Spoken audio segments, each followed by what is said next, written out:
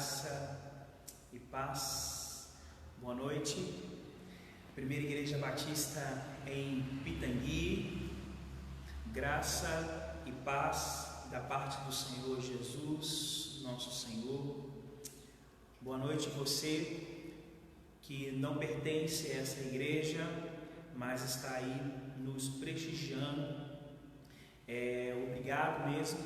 Obrigado por você estar abrindo a sua casa para que nós possamos estar compartilhando um pouco da palavra do Senhor com vocês. O desejo do meu coração nessa noite é que o Espírito Santo do Senhor traga a iluminação no seu coração com tudo aquilo que o Senhor irá compartilhar conosco nessa noite. Muito obrigado mesmo. Muito obrigado pela presença de vocês. Meus irmãos, grandes coisas o Senhor tem feito por nós. Grandes coisas mesmo o Senhor tem feito por nós. Grandes coisas. E antes de começar a compartilhar um pouco dessas grandes coisas que o Senhor tem feito por nós, eu queria orar, queria começar esse culto da primeira Igreja Batista em Pitangui, orando, entregando esse tempo nas mãos do Senhor, pedindo que o Espírito Santo do Senhor nos traga a iluminação de toda a palavra que já foi revelada do Senhor, no nome de Jesus. Espírito Santo de Jesus, nesse exato momento eu consagro esse tempo de culto nas tuas santas mãos e oro pedindo que o Senhor nos lidere nesta noite. Peço que o Senhor nos lidere nesta noite. Peço que o Senhor traga a iluminação ao nosso coração para que nós possamos compreender a palavra que já foi revelada da parte do Senhor para nós. No nome de Jesus, que no conforto da nossa casa ou em qualquer atividade que nós estamos fazendo nesse exato momento, que nós possamos ser ministrados pelo Teu Santo Espírito, no nome de Jesus. Queremos repreender toda a distração, queremos repreender na autoridade do Teu Santo Espírito toda e qualquer distração que nos impeça de ouvir aquilo que o Senhor tem para falar conosco, no nome de Jesus, no nome de Jesus, amém, amém, amém, meus irmãos. Como eu comecei falando que grandes coisas o Senhor tem feito por nós, nesse período o qual nós estamos vivendo de isolamento social. Grandes coisas o Senhor tem feito. Mas, Josimar, que grandes coisas são essas? O caos, está um caos lá fora, mas grandes coisas o Senhor tem feito por nós, mesmo. Grandes coisas mesmo, porque nesse período de pandemia, nesse período de isolamento social, mulheres estão ficando grávidas. Então, assim, próximo da minha família, 3 pessoas com qual nós temos intimidade, relacionamentos, estão grávidas. E está sendo uma alegria muito grande, porque nesse período de isolamento social, o Senhor está gerando vidas. O Senhor está gerando vidas para essas pessoas. O Senhor está trazendo uma alegria ao coração dessas pessoas em meio ao caos no qual nós estamos vivendo. O Senhor está trazendo alegria, não somente para essas pessoas próximas de nós, qual nós conhecemos. Uma vai ter até o neném, daqui a alguns dias vai estar nascendo o neném. Então, assim, não só para essas pessoas, mas em outras cidades, ou até mesmo aqui na nossa cidade, tem pessoas que estão sendo abençoadas pelo Senhor com a gravidez. Então, assim, é um momento em que grandes coisas o Senhor tem feito por nós. Grandes coisas o Senhor tem dado a sua provisão sobre as nossas vidas. O Senhor tem nos abençoado, o Senhor tem nos protegido nesse tempo. O mundo lá fora está um caos, meus irmãos. Está um caos. A economia, o governo, a briga, a interesse. Então está um caos. Está um caos. A situação da Covid-19 tem sido uma porta aberta para muitas pessoas se aproveitar de tudo isso. Tem sido um caos, mas o Senhor está no controle de todas as coisas. Como assim? O Senhor está no controle de todas as coisas? Sim, o Senhor está no controle de todas as coisas. E eu quero ler com vocês alguns versículos bíblicos, isso para a gente poder entender que Deus está no controle da pandemia, o Deus está no controle da situação que está acontecendo no governo, Deus está no controle da situação que está acontecendo aqui na cidade também. Deus está no controle. Deus não perde o controle de nada. É tolice nossa achar que Deus não está se importando com tudo isso que está acontecendo. É tolice achar que Deus não está se importando com vidas que estão morrendo. Então não se engane, meus irmãos. Deus está no controle de todas as coisas. A vontade de Deus é boa, perfeita e agradável.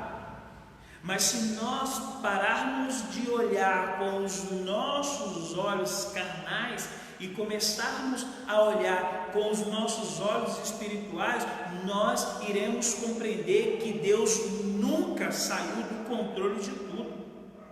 Ele é soberano e a sua palavra, ela vai nos dar garantia de tudo que Deus vai nos dar garantia de tudo aquilo que está acontecendo no mundo, que Ele está no controle. Então, em Lucas, capítulo 12, versículo 7, diz assim: até o cabelo da sua cabeça, até os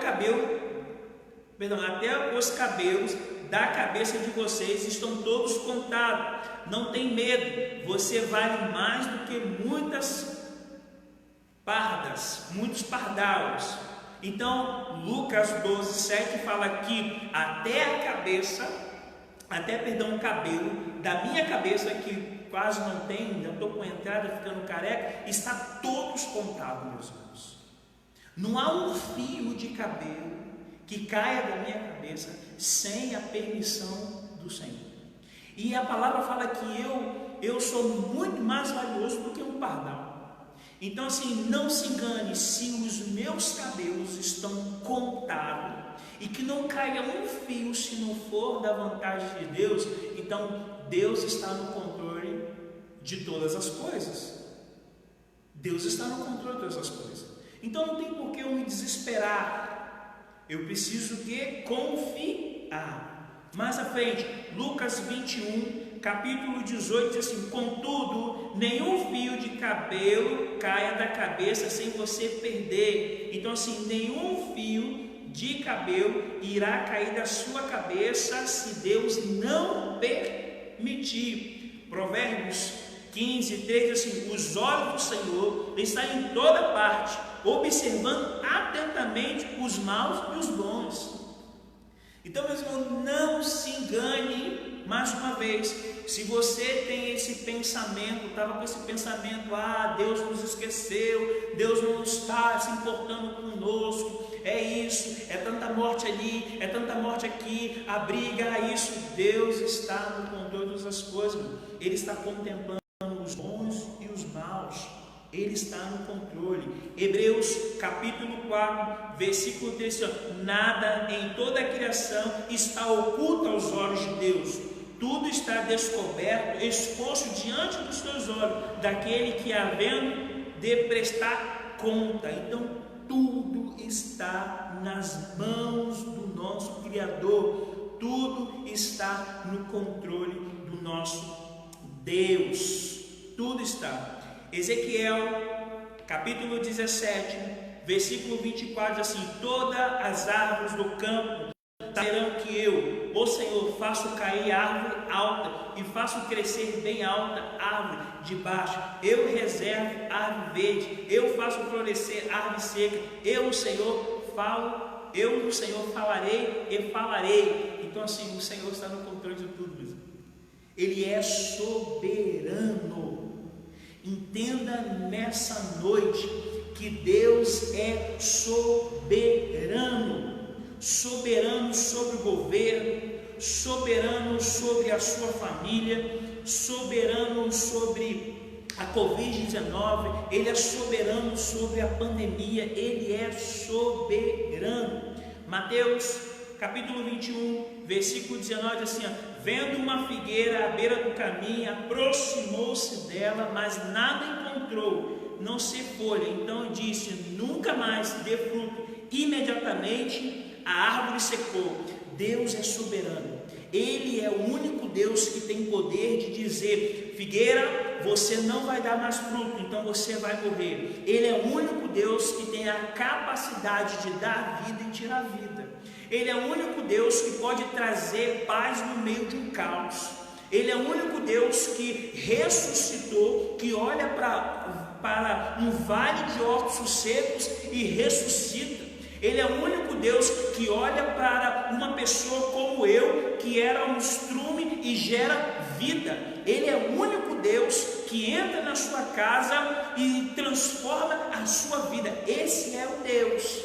Então ele não se engane absolutamente que Deus não está no controle da situação. Não se engane. Eu quero que você tenha uma compreensão clara que Deus está no controle de tudo.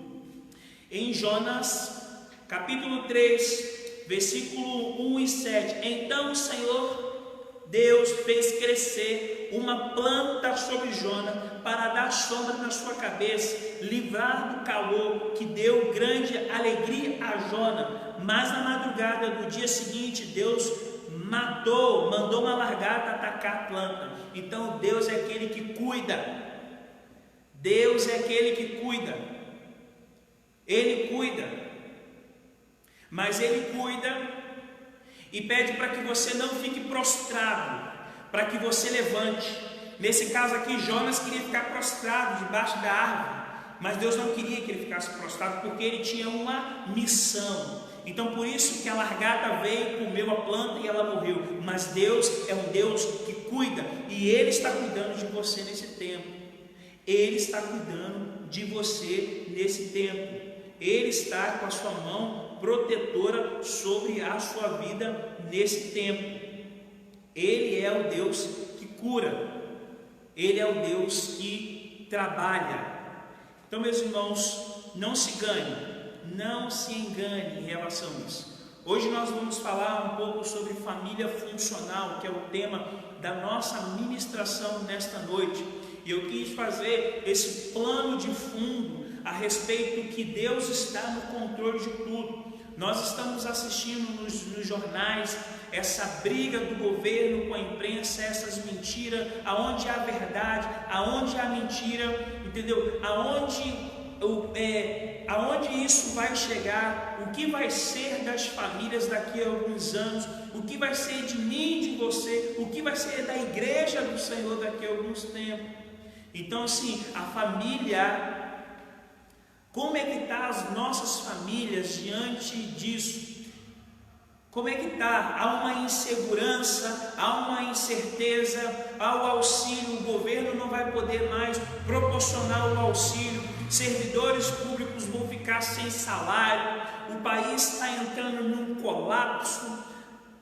E aí? Há um desespero. Aqueles que tinham suas empresas já estão falidos, aqueles que estavam empregados estão desempregados, o número de desempregados ultrapassou. E aí entra a crise, entra o desespero, entra os filhos, você já não tem como mais comprar alguma coisa para os filhos, e aí entra o desespero, e aí a gente pergunta, onde está Deus aí? Aí entra as crises dentro de casa, a falta de paciência, a agressão física, verbal, Aonde está Deus? E aí a gente começa a se perguntar aonde está Deus. E eu quero falar a respeito de família funcional. Deus está no controle de tudo mesmo, não se engane. É nesse período que nós estamos vivendo, Deus tem restaurado relacionamentos. Deus tem restaurado relacionamentos de pais com filhos. Maridos têm passado mais tempo com as suas esposas. Marido tem sido muito mais carinhoso, atencioso. Entendeu? Marido tem cumprido o seu papel dentro da sua família. Tem criança que não quer que acabe mais a pandemia. Tem criança que não quer que acabe mais o isolamento social. Sabe por quê? Porque ele está tendo tempo de qualidade com o seu pai. Porque ele está tendo o seu pai sentado na mesa fazendo as refeições. Então não se engane, o Senhor está no controle de todas as coisas. E nesse momento de caos social, nesse momento de instabilidade, nesse momento de crise, nesse momento que está acontecendo muitas mortes, o Senhor está restaurando vidas. O Senhor está restaurando famílias, o Senhor está restaurando relacionamentos, o Senhor está gerando vidas, mulheres estão ficando grávidas, crianças estão nascendo em meio a esse caos, porque o Senhor está permitindo. Então não se engane, Deus não perdeu o controle da situação, Ele está absolutamente no controle de tudo. Ele é soberano sobre a sua vida, Ele é soberano sobre a nação, Ele é soberano sobre a pandemia, Ele é soberano. Não se engane, se o inimigo tem colocado na sua mente, falando que Deus esqueceu você, que Deus, aonde está o seu Deus diante disso, fala para Ele está no controle de todas as coisas. Porque é o Deus que tem restaurado relacionamentos. É o Deus que tem restaurado relacionamentos. É o Deus que tem aproximado pais de filhos, filhos de pais, marido de esposa. É o Deus que está gerando vida. É o Deus que está aquecendo as casas. É Deus que está trazendo alegria ao coração das famílias que não tinham. É Deus que está trazendo paz no lar onde que existia guerra. É Deus que está trazendo isso. É Deus que está fazendo que o relacionamento, onde não havia relacionamento, está gerando relacionamento. Somente Deus pode fazer isso.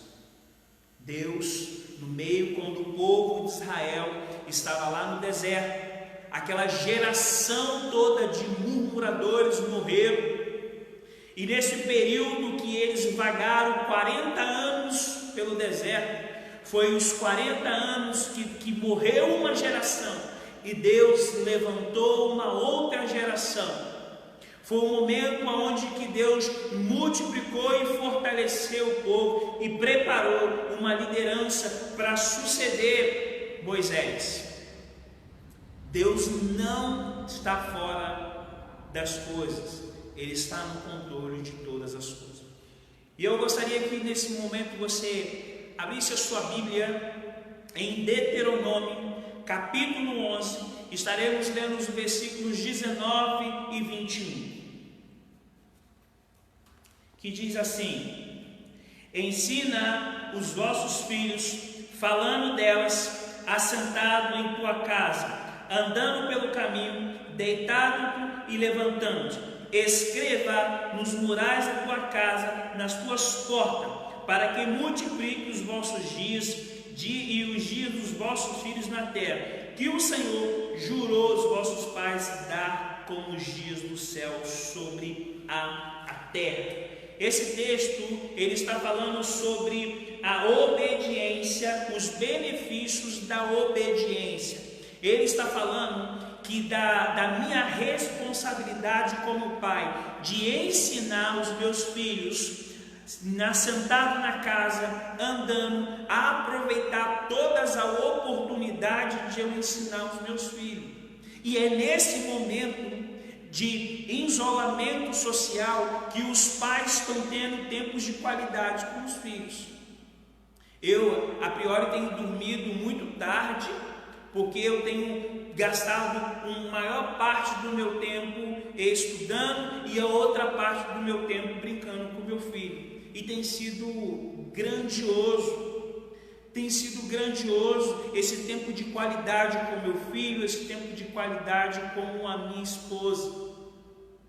Esse tempo de qualidade de conhecer a Deus e prosseguir em conhecer Ele, para que multiplique os meus dias e os dias dos meus filhos. Então, quando eu assumo essa responsabilidade de ensinar o meu filho, eu recebo uma bênção. Há uma bênção por trás disso. Quando eu assumo essa responsabilidade de ensinar, de andando, de deitado, de falando, de caminhando, de ensinar princípios e valores, há uma bênção. Os meus dias são multiplicados na terra e os dias dos meus filhos são multiplicados na terra. Então é essa a proposta da obediência. Essa é a proposta. Então esse tempo tem sido um tempo onde que Deus tem restaurado famílias. Um tempo onde que Deus tem restaurado casamentos, um tempo onde que Deus tem dado vida, tem gerado vida, mulheres têm estado grávidas. Deus não está fora dessa situação, Ele está no centro, Ele está no controle de toda a situação. A sociologia estuda a sociedade como um padrão estabelecido da vida social. A sociologia identifica 5 instituições importantes na nossa vida: o governo, a economia, a educação, a religião e a família. A família é o maior grau que qualquer outra instituição. A família incorpora todas as funções de uma sociedade. Ela manifesta os padrões da autoridade ou organização que chamamos de governo. Ela recebe e dispensa fundos que chamamos de economia. Ela ensina e habilita conhecimento que chamamos de educação. Ela e alguma forma de devoção que chamamos de religião. A família é, portanto, uma unidade básica da sociedade. A família é uma unidade básica da sociedade. A família ela incorpora esses 5 pilares, sendo ela um pilar. A família são necessárias na vida pessoal e social. As pessoas precisam de família para desfrutar de uma intimidade, de um relacionamento estreito e de segurança. A sociedade precisa de famílias para garantir a continuidade e preparar membros que sejam responsáveis dentro dessa sociedade. Então, a família ela incorpora esses 5 pilares. A sociedade ela precisa de família para que possa dar continuidade aos princípios e valores que eu e você temos acrescentado nos nossos filhos. Nos últimos anos, houve uma mudança radical na vida familiar de muitos países ocidentais.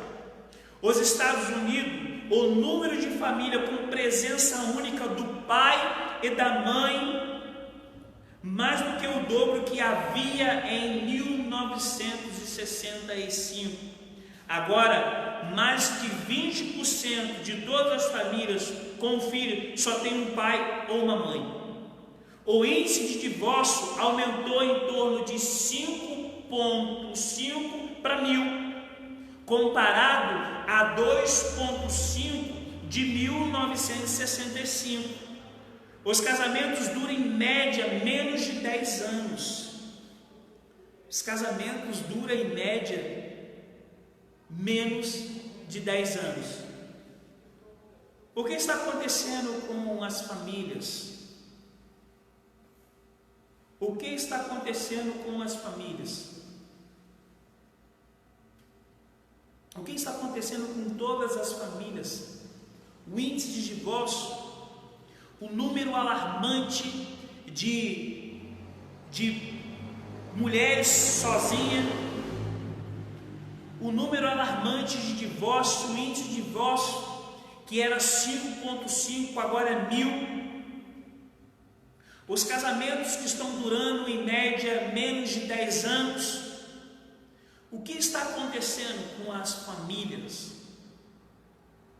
Qual é o papel fundamental? Qual é o meu papel fundamental dentro da minha família? Qual é o seu papel fundamental como mulher, como filho, como marido, dentro da sua família? A minha família está no centro da vontade de Deus. A minha família está no centro da vontade de Deus. A Bíblia, ela permanece como fonte de constância e esperança, ensinando um modelo normativo para a família, tratando das principais questões que confrontam a família em uma sociedade, fortalecendo recursos e orientando para a edificação da família. A Bíblia está presente aí para nos auxiliar. A Bíblia está presente para nos ajudar nesse processo de conduzir a nossa família como uma família funcional. A filosofia humanista tem cegado o entendimento das pessoas. Elas não buscam mais orientação de Deus. O caos está aqui. O problema está aqui. Há uma briga, há uma crise. E aí, as pessoas pegam Deus, que deve estar no centro da família. Eles pegam Deus e colocam Deus no cantinho do pensamento. E falando assim: Senhor, eu não preciso de Ti para resolver esse problema dentro da minha família. Eu não preciso de Ti para poder ter um diálogo com a minha esposa, para ter um diálogo com meu filho, para resolver um problema aqui. Então tira Deus de cena e coloca Deus no cantinho do pensamento como se fosse um objeto. Então as famílias hoje estão caminhando, estão escolhendo caminhar sem Deus e estão vivendo o caos que tem vivido. E Deus está presente em todos esses caos. Deus está presente em todas essas situações. Mas muitas famílias têm buscado a ser uma família disfuncional, têm buscado a caminhar sem a presença de Deus, têm buscado somente a filosofia humanista, aonde Deus está fora de tudo, aonde não existe Deus, aonde não há uma presença de Deus, aonde eu posso resolver tudo, aonde eu sei resolver tudo, aonde que eu quero caminhar com as minhas próprias pernas. O interesse principal da Bíblia é fazer que toda a família tenha um devido relacionamento com Deus. O interesse de Deus, o interesse desse manual qual nós temos aqui, que é a Bíblia, é conduzir a minha família, a sua família, num relacionamento íntimo e profundo com Deus. Esse é o manual que vai direcionar a minha família a ser uma família funcional, que atinge as 4 esferas da sociedade: governo, educação, religião e economia. Então eu tenho a responsabilidade de conduzir a minha família no centro da vontade de Deus. Quando eu perco isso de vista, a minha família ela se torna disfuncional, aonde nem eu mais mando, aonde nem eu mais lidero, aonde eu nem sou mais o cabeça. Talvez eu seja cauda, talvez eu seja braço. Porque dentro de uma família disfuncional, você não consegue identificar quem é o sacerdote, quem é o cabeça, quem é que conduz, porque há uma desordem muito grande, há problemas, há briga, há discussão, não há respeito. Mas Deus está querendo conduzir as famílias no centro da vontade dele, para que as famílias sejam famílias funcionais, famílias que venham impactar nas 4 esferas da sociedade.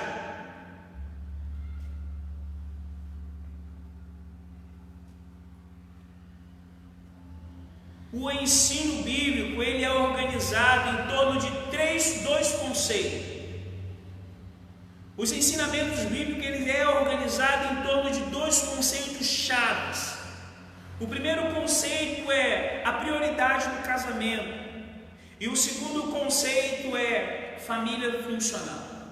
E são esses 2 conceitos que nós iremos caminhar até o término dessa reflexão. A prioridade do casamento, que é um dos conceitos muito importantes para uma formação de uma família. E não tem como nós não falarmos sobre a prioridade do casamento sem voltar no início de tudo. Em Gênesis capítulo 1, versículo 27, registra que Deus criou o homem à sua imagem, o homem e a mulher os criou. Alguns estudiosos entendem que a imagem de Deus consiste na união de macho e fêmea. Então Deus se completa na união de uma mulher com um homem. Deus se completa no casamento. A imagem de Deus se consiste na união de 2 pessoas, de um macho e de uma fêmea, de um homem com uma mulher. E disse mais o Senhor Deus: não é bom que o homem esteja só, far-lhe-ei uma auxiliadora que seja idônea. Gênesis 1, 18, perdão. A solidão do homem não era boa, por isso que Deus criou a mulher para o homem, de modo que Deus providenciou uma ajudadora idônea. A solidão do homem não era boa, de modo que Deus criou uma parceira idônea. A palavra em hebraico idônea, ela significa literalmente colocar em uma posição a ele, para que possa ser comparado. A palavra idônea, ela é colocar em posição a ele, para que possa ser comparado. Então, quando Eva apareceu, ela foi colocada próximo, de frente para Adão. E quando Adão olhou, ele comparou, ele viu ele, e ela viu ela nele. Então isso é a imagem de Deus, essa união. Em Gênesis capítulo 2, versículo 24, por isso deixará o pai e mãe, e se unirá à sua mulher, e se tornarão os dois uma só carne. No pensamento hebraico, carne pode se referir não só à matéria biológica, mas o que hoje chamamos de personalidade. Um casal, portanto, não só se torna biologicamente mas também emocionalmente, espiritualmente e psicologicamente. Então aí está a grande importância de nós, como sacerdotes da nossa família, de conduzir os nossos filhos, de conduzir a nossa família diante da presença do Senhor, de conduzir a nossa casa diante da presença do Senhor. Aí está uma responsabilidade que não pode passar despercebido para nós, que nós precisamos ensinar os nossos filhos em qualquer momento, como diz Deuteronômio capítulo 11, para que quando o meu filho ou a sua filha entrar no relacionamento de casamento, eles não possam se tornar não só biologicamente, mas também emocionalmente, espiritualmente e psicologicamente. Quantos casais têm começado uma família com as emoções destruídas, com as emoções quebradas, sem uma nutrição, sem afeto, sem amor? Como que essa pessoa totalmente quebrada tem a capacidade de dar para o seu parceiro aquilo que não tem? E espiritualmente também, se Deus está no cantinho do pensamento, aonde a minha família não está sendo conduzida debaixo da vontade do Senhor, aonde eu não tenho um propósito para a minha família, aonde o vento me levar, eu estou levando a minha família, aquilo que vier para os meus filhos vai ser, eu não tenho uma perspectiva, eu não tenho uma projeção para os meus filhos, eu não sei aonde eu vou chegar com a minha família daqui a 10 anos. Como essa menina, esse menino, dentro do casamento, vai chamar a presença de Deus, se dentro da sua família Deus estava de fora? E psicologicamente,